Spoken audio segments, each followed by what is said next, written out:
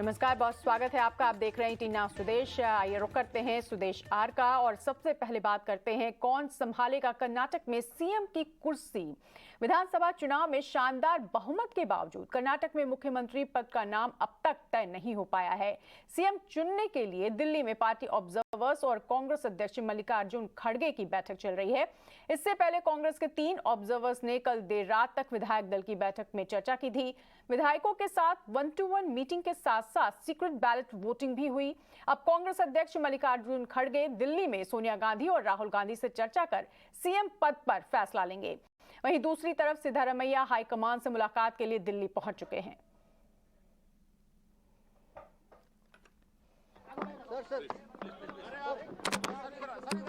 और सिद्धारमैया दिल्ली पहुंच गए हैं। वहीं डीके शिव कुमार भी दिल्ली पहुंचने वाले हैं। उन्होंने कहा है कि मैं सिंगल मैन मेजॉरिटी हूं और उनकी राय में एक शख्स के साहस होने पर मेजॉरिटी बन जाती है।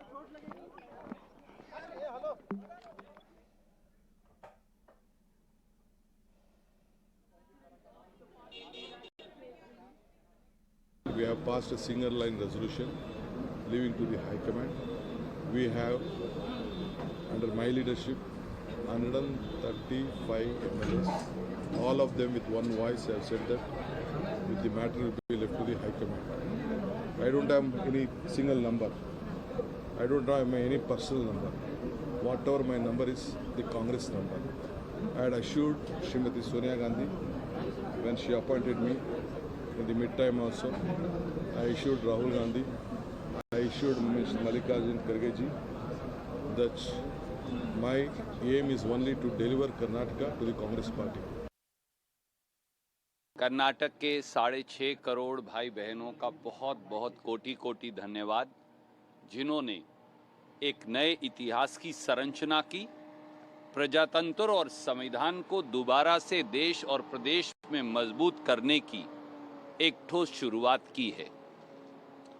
136 कांग्रेस के विधायक, 135 जमा 1 अलाय और 2 इंडिपेंडेंट विधायक, 138 विधायकों का भारतीय राष्ट्रीय कांग्रेस को कर्नाटक इकाई को अब समर्थन है। कल 2 प्रस्ताव पारित किए गए। विधायक दल की पहली बैठक में एक धन्यवाद प्रस्ताव था और दूसरे प्रस्ताव से कांग्रेस अध्यक्ष माननीय मल्लिकार्जुन खड़गे साहब को अधिकृत किया गया कि वो कांग्रेस विधायक दल के अगले नेता का चयन करें। और कर्नाटक में सीएम को लेकर कांग्रेस अध्यक्ष के चल रहे मंथन पर ज्यादा जानकारी लेकर जुड़ रहे हैं हमारे सहयोगी मोहित भट्ट। मोहित, ये कांग्रेस की परंपरा रही है कि जीत हजम नहीं हो पाती, कहीं ना कहीं टकराव और मतभेद सामने आ जाते हैं। यहां भी वही नजर आ रहा है। सीएम पद के 2 दिग्गज दावेदार और दोनों की दावेदारी ऐसी कि दिल्ली पहुंचने वाले हैं। क्या चल रहा है दिल्ली में?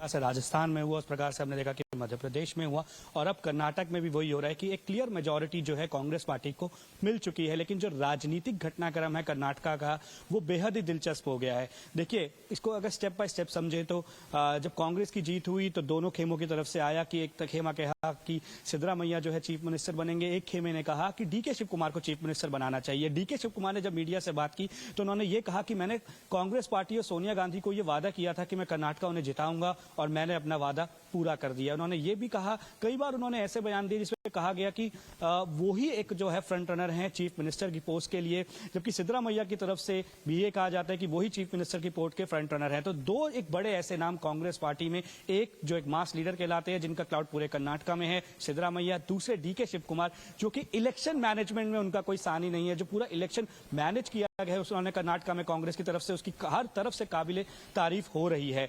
तो और दोनों के दोनों को अब हाईकमान ने दिल्ली बुलाया है। देखिए, सबसे बड़ी बात यह कि डीके शिव कुमार पहले दिल्ली आने के लिए तैयार नहीं थे, लेकिन अब सूत्रों से यह खबर आ रही है कि वो कुछ ही देर में दिल्ली के लिए उड़ान भरेंगे। सिद्धरामैया दिल्ली आ चुके हैं। हम इस समय कर्नाटक भवन में हैं। सिद्धरामैया को यहां पे लैंड होते ही आना था, लेकिन वो यहां नहीं आए। पिछले 2 से 3 घंटे से वो दिल्ली में है, लेकिन अब ये पता लग रहा है कि वो एक दिल्ली के एक बड़े होटल में कुछ मीटिंग कर रहे हैं। Last minute permutations and combinations जो है पूरे सॉल्व किए जा रहे हैं कि आखिरकार चीफ मिनिस्टर कौन होगा। अभी हम जब बात कर रहे हैं उसी समय मल्लिकार्जुन खड़गे जो कांग्रेस प्रेसिडेंट हैं, उनके घर पे एक बेहद ही इंपॉर्टेंट मीटिंग हो रही है। इसमें एआईसीसी के ऑब्जर्वर्स और अन्य बड़े नेता कांग्रेस पार्टी के वहां पे मौजूद हैं और ये डिसाइड हो रहा है कि आखिर बैलेट पेपर में एमएलएस ने किसका नाम लिखा है। देखिए कहीं ना कहीं से डीके शिव कुमार को यह भी हिंट हो गया कि बैलेट पेपर में जब सीएम पद चुनने के लिए सारे एमएलएस को कल कहा गया तो कहीं ना कहीं उसमें सिद्धरामैया का नाम ज्यादा आया है। इसी प्रकार से डीके शिव कुमार ने जब मीडिया से बात की तो उन्होंने कहा नंबर मेरे लिए फर्क नहीं पड़ता, मुझे बस एक नंबर से फर्क पड़ता था, कांग्रेस की जीत के, कांग्रेस की सीटों के, और वो मैंने ला के दे दिया है। डीके शिव कुमार ने के भाई जो है डीके सुरेश, जब टाइम्स नाउ से उन्होंने बातचीत की तो उन्होंने यही कहा कि सिद्धरामैया को पिछले बहुत कुछ सालों में बहुत कुछ पार्टी ने दिया है, वो चीफ मिनिस्टर भी रहे हैं,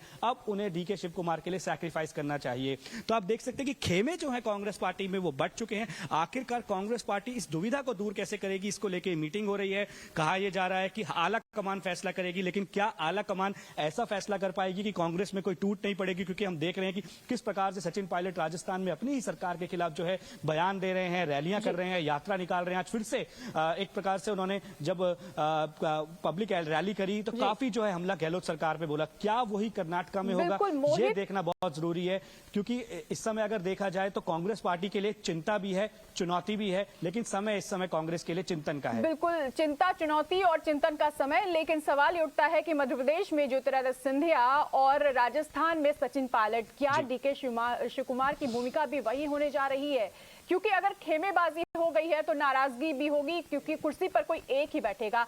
आपसे समझना चाहेंगे मोहित कि ऐसा क्यों होता है कांग्रेस के अंदर कि चुनाव का जो वक्त होता है तब तक कुछ भी निश्चित नहीं होता है, और चुनाव जब जीत जाती है कांग्रेस उसके बाद अपने आप ही ये मनभेद उभर कर सामने आ जाते हैं। आखिर सीएम के चेहरे पर इस तरह का तकरार हर राज्य में क्यों नजर आती है? इस तरह की परेशानी क्यों नजर आती है?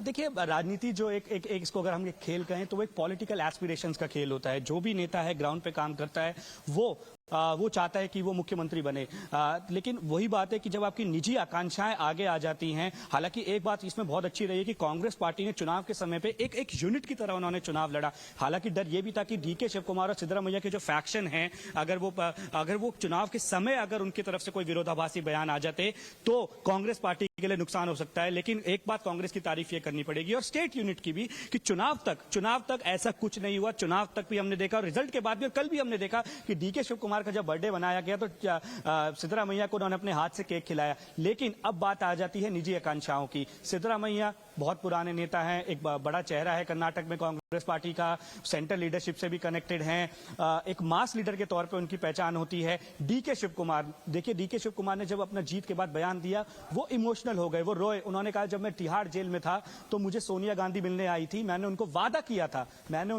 किया था कि मैं कांग्रेस पार्टी को जिता के रहूंगा कर्नाटका में, और वो मैंने आज कर दिया। तो जो निजी आकांक्षाएं हैं देखिए वो हर पॉलिटिशियन की होती है, कैसे उसको संभालना है ये कांग्रेस पार्टी को थोड़ा लगता है कि अभी सीख नहीं पाए हैं। इसी के कारण हम देख रहे हैं कि जीते हुए 2 दिन कांग्रेस पार्टी के हो चुके हैं, लेकिन चीफ मिनिस्टर पे फैसला नहीं हो पाया। पहले आपने बात की कि बैलेट पेपर्स के फैसला होगा, बैलेट पेपर दिल्ली आए, ऑब्जर्वर गए वो भी दिल्ली आ गए, मल्लिकार्जुन खड़गे वहां थे वो भी आ गए, रणदीप सुरजेवाला वहां थे वो भी दिल्ली आ गए, दिल्ली में मीटिंग चल रही है। जब मल्लिकार्जुन खुद वहां थे तो उन्होंने कहा कि आला कमान फैसला करेगी। कांग्रेस पार्टी के प्रेसिडेंट अगर कहते हैं आला कमान फैसला करेगी तो आप देख सकते हैं कि दुविधा कैसी है कि अंत में गांधी परिवार को ही फैसला लेना है। लेकिन आप देखिए कि डीके शिव कुमार के इलेक्शन मैनेजमेंट की बहुत तारीफ हुई, सिद्धरामैया का एक फेस लेके कांग्रेस पार्टी चली थी, और आखिरकार अगर सिद्धरामैया को चीफ मिनिस्टर बना दिया जाता है तो क्या पावर शेयरिंग का भी कोई फॉर्मूला है? क्योंकि बात ये चल रही थी कि कुछ सालों के लिए डीके शिव कुमार को सीएम बना सकता है, कुछ सालों के लिए डीके सिद्धरामैया को सीएम बना सकता है। क्या वो दोनों को मंजूर होगा? यही देख रहे हैं। लेकिन सवाल ये उठता है मोहित कि ये जो तस्वीर उभरी है माथापच्ची जो चल रही है उससे पहले, क्योंकि जब बहुमत मिल रहा था उसी दौरान जितने जीते हुए विधायक थे सबको बेंगलुरु बुलाया गया था और सरकार बनने तक उनके लिए होटल बुक कर दिया गया था। उस वक्त डर सता रहा था, ऑपरेशन लोटस का बयान भी सामने आए। क्या वो डर खत्म हो गया है? अब समझ में नहीं आ रहा है कि भाई अगर भाई भाई आपस में लड़ेंगे तो फायदा कोई तीसरा पड़ोसी उठा ले जाएगा। जी देखिए, ऑपरेशन लोटस की बात करें तो वो तब होता कि अगर कांग्रेस की की जो मेजॉरिटी मार्क है 112 113 की, उसके आसपास सीटें आती है, 3-4 सीटें ऊपर नीचे होती तो होता है। लेकिन इस बार पूरे चुनाव में जो है एक तरह से बीजेपी को डेसिमेट किया है, काफी दूर बीजेपी मेजॉरिटी मार्क से रही है। सेकेंडली जेडीएस को किंग मेकर कहा जा रहा था, उतनी ही वो सीटें नहीं ला पाए। देखिए सबसे बड़ा सवाल यही था कि जेडीएस कितनी सीटें लाएगा और क्या बीजेपी के साथ, क्या कांग्रेस के साथ अगर वो मेजॉरिटी मार्क से रह जाते हैं तो वो सीटें जुड़ा के किंग मेकर बन सकते हैं। लेकिन अब वो सिचुएशन अलग हो गई है। अब सिर्फ ऑपरेशन लोटस नहीं, अब सिर्फ कांग्रेस पार्टी को इंटरनल ऑपरेशन की जरूरत है, इंटरनल परम्यूटेशन कॉम्बिनेशन की जरूरत है, इंटरनल डेलिब्रेशन की जरूरत है कि आखिरकार चीफ मिनिस्टर कौन बनेगा। देखिए कर्नाटक एक बहुत बड़ा राज्य है, काफी लोकसभा की सीटें वहां से आती हैं और अगले 5 साल तक अगर आपको राज करना है वहां पे तो आपको पार्टी को एकजुट रखना ही पड़ेगा, क्योंकि कांग्रेस पार्टी नहीं चाहेगी कि जो राजस्थान में हुआ, जो मध्य प्रदेश में हुआ, क्योंकि ज्योतिरादित्य सिंधिया भी सीएम पोस्ट में अपने आप को प्रोजेक्ट करते थे, लेकिन कमलनाथ को बनाया गया, उसके बाद उन्होंने पार्टी तोड़ी,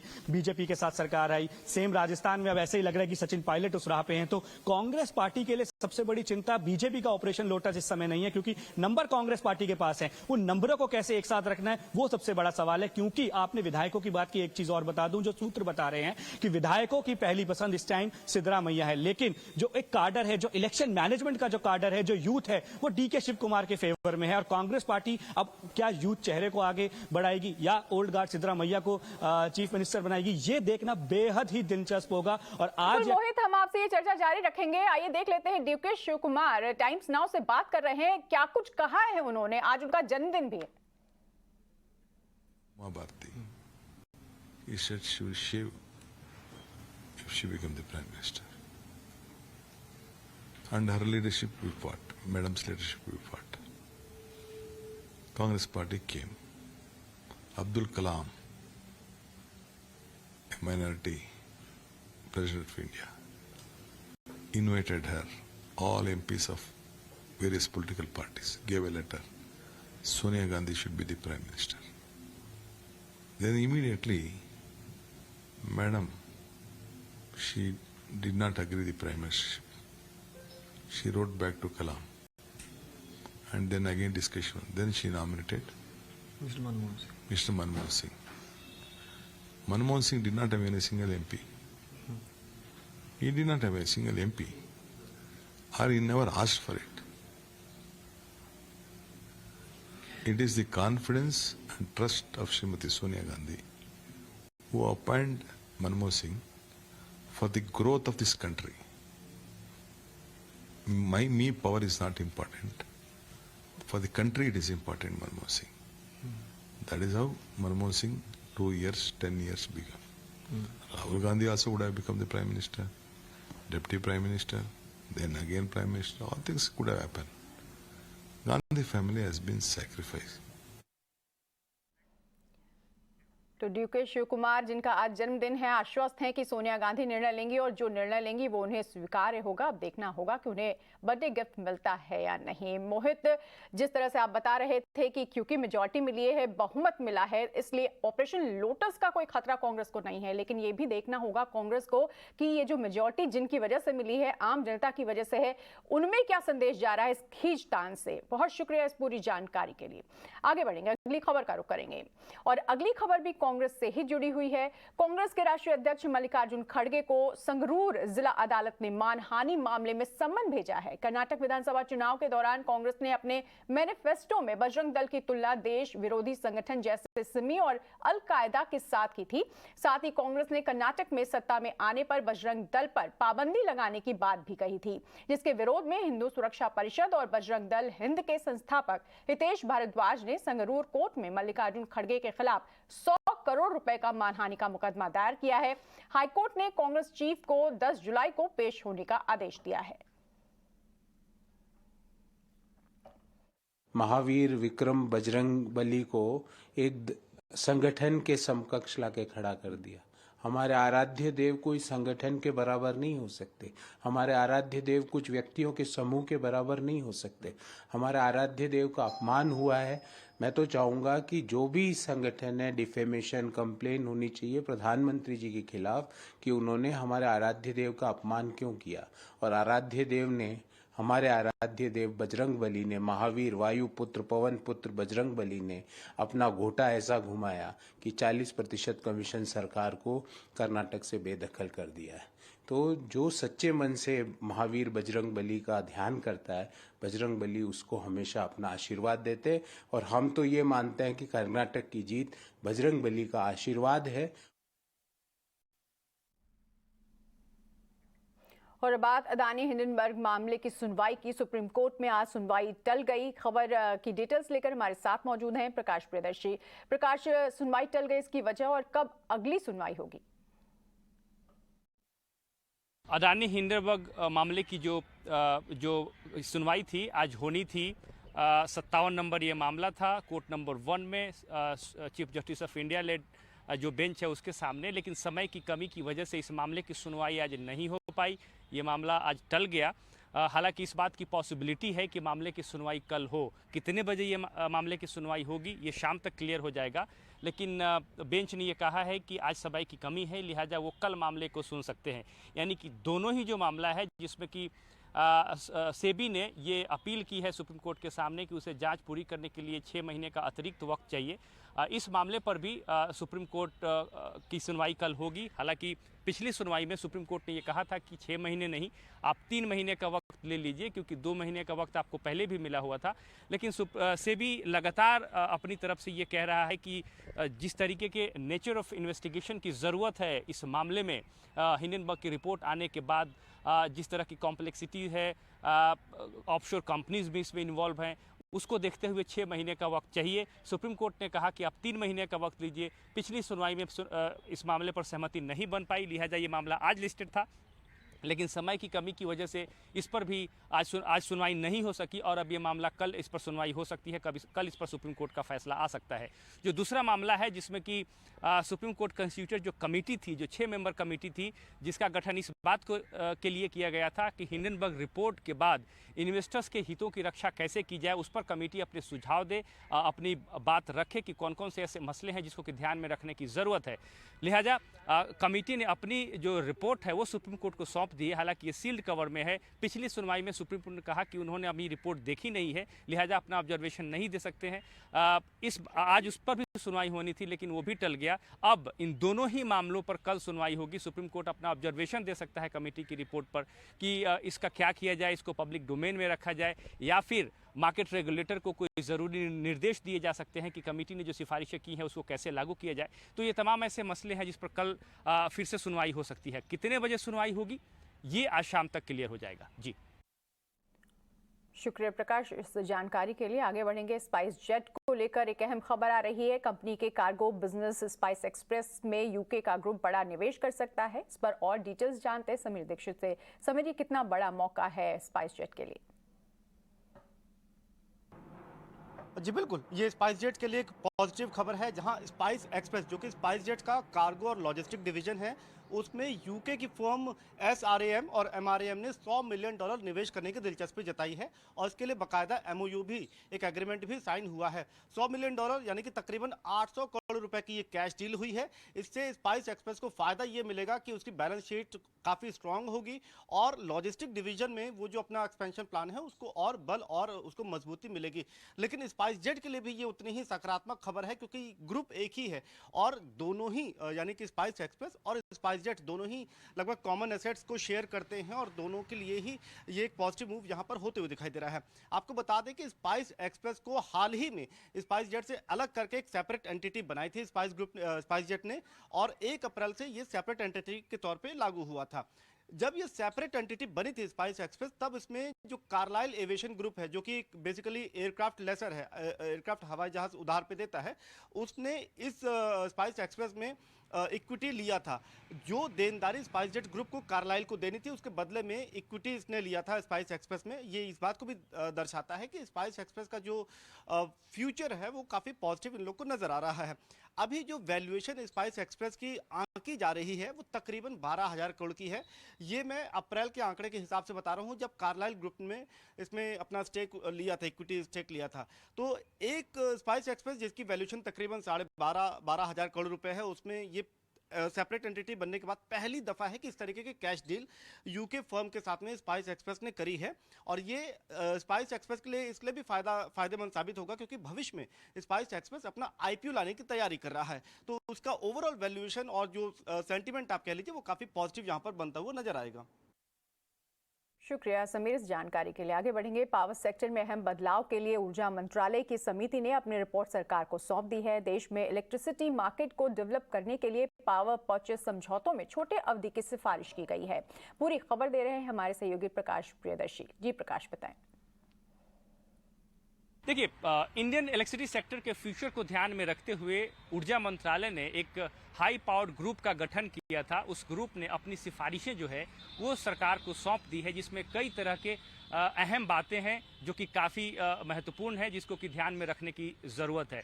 ग्रुप ने अपनी सिफारिश में ये बात कही है कि इंडियन पावर सेक्टर जो है वो मल्टीपल फैक्टर्स की वजह से उसमें कई तरह के बदलाव देखने को मिल रहे हैं, और सबसे बड़ी वजह यह है कि रिन्यूएबल एनर्जी की जो हिस्सेदारी है ओवरऑल पावर कंजम्पशन में, उसमें बढ़ोतरी हो रही है। लिहाजा उसको ध्यान में रखते हुए आगे की रणनीति बनाने की ज़रूरत है। साथ ही साथ इंडियन इलेक्ट्रिसिटी सेक्टर के लिए नियर टर्म और लॉन्ग टर्म की रणनीति पर काम करने की ज़रूरत है। साथ ही साथ जो पावर परचेज एग्रीमेंट है, खासकर लॉन्ग टर्म जो पीपीएज है, उसका जो ड्यूरेशन है उसमें बड़ी कटौती करने की ज़रूरत है। इस वक्त ये करीब 25 साल का होता है।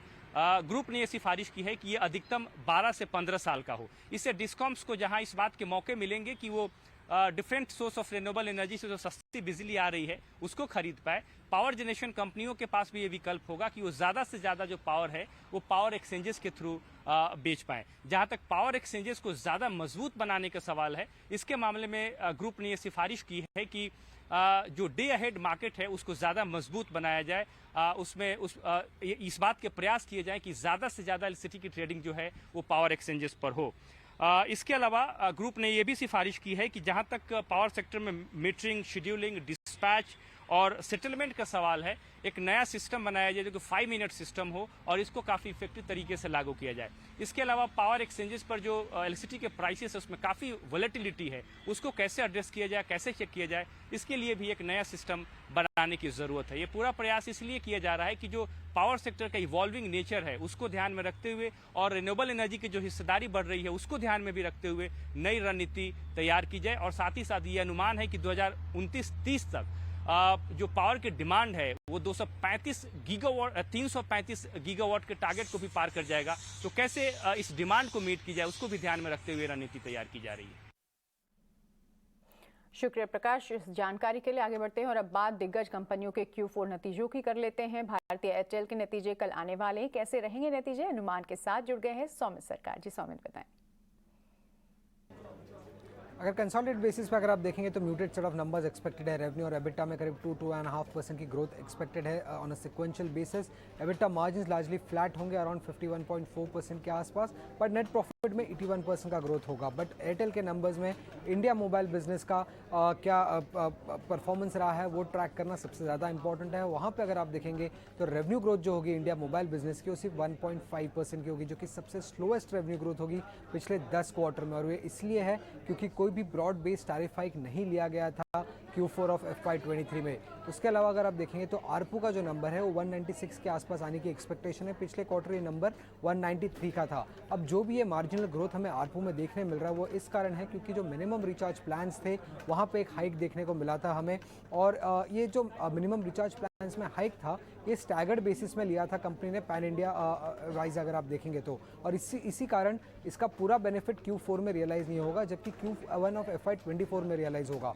उसके अलावा अगर आप देखेंगे तो सब्सक्राइबर बेस में भी मार्जिनल ग्रोथ एक्सपेक्टेड है, बट कुछ एनालिस्ट ऐसा भी कह रहे हैं कि सब्सक्राइबर बेस जो है वो डिक्लाइन भी कर सकता है एयरटेल का, तो ये नंबर ट्रैक करना इंपॉर्टेंट होगा। उसके अलावा अगर आप देखेंगे तो अदर बिजनेसेस जो है जो कि ब्रॉडबैंड और एंटरप्राइज है उसमें अच्छा खासा रेवेन्यू ट्रैक्शन एक्सपेक्टेड है, बट DTH बिजनेस की जो परफॉर्मेंस होगी वो सिक्वेंशियल बेसिस पे वीक आ सकती है, ऐसा एनालिस्ट का मानना है। अब अफ्रीका के नंबर्स कुछ दिन पहले ही कंपनी ने रिपोर्ट कर दिए गए थे और वो numbers pretty much in line थे स्ट्रीट एस्टिमेट्स के सामने। अब रिजल्ट्स के अलावा किन चीज़ों पे ध्यान रखनी होगी, सबसे पहले मैनेजमेंट कमेंट्री क्या आ रही है टैरिफ हाइक को लेके, ये जानना सबसे इंपॉर्टेंट होगा। उसके अलावा अलावा 5G को लेकर क्या इमर्जिंग ट्रेंड्स उन्हें देखने मिल रहे हैं, कैसा सब्सक्राइबर एडिशन का पेस रहा है, ये जानना भी इंपॉर्टेंट रहेगा। आगे चल के क्या कैपिटल एक्सपेंडिचर के प्लान्स है और बाकी बिजनेसेस में कैसा रेवेन्यू ट्रैक्शन देखने को मिल रहा है, इन चीज़ों पर ध्यान रखनी होगी भारतीय एयरटेल के रिजल्ट्स पर। शुक्रिया सौमित। आगे बढ़ेंगे और अब बात पड़ोसी देश पाकिस्तान की करते हैं, जहां हंगामा थमने का नाम नहीं ले रहा। पूर्व प्रधानमंत्री इमरान खान को बेल देने के कोर्ट के फैसले के खिलाफ कई पार्टियां सुप्रीम कोर्ट के सामने धरना दे रही हैं। पाकिस्तान डेमोक्रेटिक मूवमेंट में शामिल पार्टियों की अगुवाई जमीयत ए उलेमा इस्लाम फजल कर रही है। धारा 144 के बावजूद PWM के कार्यकर्ता बड़ी तादाद में सुप्रीम कोर्ट के बाहर मौजूद हैं। उन्होंने सुप्रीम कोर्ट में घुसने की कोशिश भी की। वहीं दूसरी तरफ इमरान ने अपनी पत्नी बुशरा बेगम की गिरफ्तारी की आशंका जताई है। सोशल मीडिया पर उन्होंने लिखा है कि मुझे नीचा दिखाने के लिए सरकार बेगम बुशरा को गिरफ्तार करना चाहती है। इमरान खान की पत्नी बुशरा बेगम ने अल कादिर ट्रस्ट केस में बेल के लिए लाहौर हाईकोर्ट में अर्जी दायर की है। आज वो कोर्ट पहुंचने वाली हैं। इमरान खान भी उनके साथ हो सकते हैं। उधर डिफेंस मिनिस्टर ख्वाजा मोहम्मद आसिफ ने संसद में कहा है कि इमरान को रिहा करने के फैसले की जांच के लिए एक संसदीय कमेटी बननी चाहिए।